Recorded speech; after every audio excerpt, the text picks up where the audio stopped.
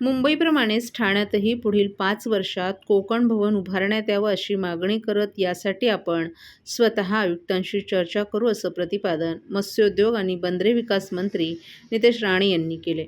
ठाण्यातील शिवाजीनगर येथील मालवणी महोत्सवात ते बोलत होते. यावेळी आमदार संजय केळकर, नगरसेवक विकास पाटील, वैभव कदम, आशा शेरबहादूर, भाजप महिला मोर्चाच्या अध्यक्षा स्वप्नाली साळवी, भाजप युवा मोर्चाचे समर्थ नायक, सरपंच संतोष राणे आदीही उपस्थित होते. कोकण ग्रामविकास मंडळाच्या वतीनं आणि आयोजक नगरसेवक सीताराम राणे यांच्या पुढाकारानं स्वर्गीय अजित पवार महोत्सव नगरीत या महोत्सवाचं आयोजन करण्यात आले. यंदा या महोत्सवाचं हे 27वं वर्ष असून कोकणातील पारंपरिक मालवणी खाद्य संस्कृती, शेती उत्पादनं आणि सांस्कृतिक कार्यक्रमांनी रसिकांची विशेष दाद मिळवली आहे. वडील खासदार नारायण राणे यांचा प्रतिनिधी म्हणून ठाण्यात आलो असल्याचं मंत्री नितेश राणे यांनी सांगितलं.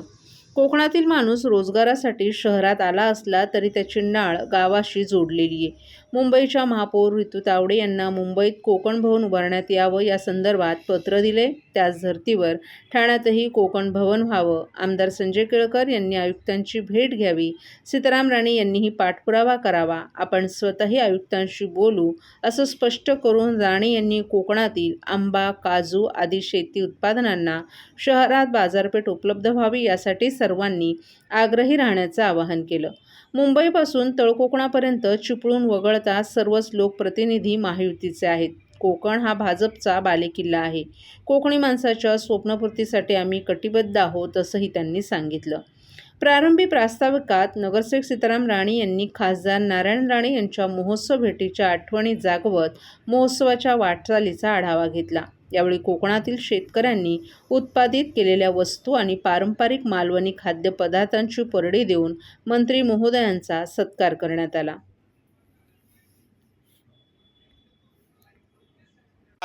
जशी मी मुंबईमध्ये आज मागणी ऋतू तावडेजींकडे केलेली आहे, तशी आमच्या सीताराम राणेजींच्या माध्यमातून आणि आमच्या केळकर साहेबांच्या माध्यमातून आमच्या ठाण्या महापौरांकडे पण आणि आयुक्तांना पण मी लवकरच पत्र लिहून त्यांना सांगेन की ह्या ठाण्यामध्ये पण आपल्या हक्काचे कोकण भवन असावं.